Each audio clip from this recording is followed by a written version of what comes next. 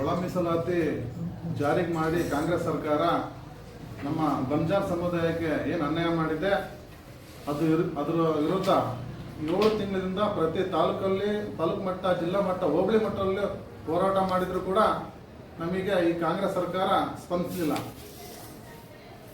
ಮೊನ್ನೆ ರಾಜ್ಯಪಾಲರು ಬಿಲ್ಲನ್ನು ವಾಪಸ್ ಮಾಡಾರ. ಇವಾಗಲೂ ಕಾಲ ಮಿಂಚಿಲ್ಲ. ಕಾಂಗ್ರೆಸ್ ಅಲ್ಲಿರುವ ನಮ್ಮ ಶಾಸಕರು, ಮುಖಂಡರು ನಮ್ಮ ಪರ ಧ್ವನಿ ಎತ್ತಬೇಕು.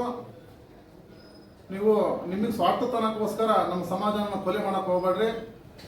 ಮೀಸಲಾತಿ ಅನ್ನೋದು ನಮ್ಮ ಸಮುದಾಯಕ್ಕೆ ಬಹಳ ಮುಖ್ಯವಾಗಿತ್ತು. ನಮ್ಮಲ್ಲಿ ಇವಾಗಲೂ ಕೂಡ ಮಕ್ಕಳು ಮಾರಿ ಜೀವನ ಮಾಡ್ತಾ ಇದ್ದಾರೆ, ಕಬ್ಬು ಕಡಿತಾ ಇದ್ದಾರೆ. ಅಂಥವರಿಗೆ ಮೀಸಲಾತಿ ಬೇಕು.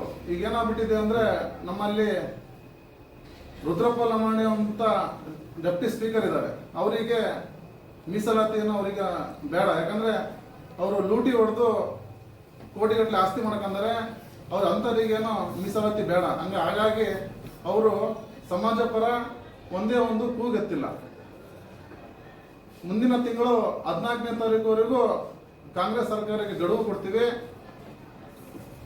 ನಮ್ಮ ಸಂತ ಸೇವಾಲಾಲ್ ಮಹಾರಾಜನ ಪುಣ್ಯ ಸ್ಥಳದಿಂದಲೇ ನೀವೇನಾರು ಅದರೊಳಗೆ ಈ ಮೀಸಲಾತಿಯನ್ನು ಸರಿಪಡಿಸಲಿದ್ರೆ ಅಲ್ಲಿಂದನೇ ಕಾಂಗ್ರೆಸ್ ಹಟಾವೋ ಬಂಜಾರ ಬಚಾವೋ ಅಂತ ಸ್ಲೋಗನ್ ಮೂಲಕ ಪ್ರತಿ ತಾಂಡದಲ್ಲಿ ನಾವು ಈ ಆಂದೋಲನ ಸ್ಟಾರ್ಟ್ ಮಾಡ್ತೀವಿ.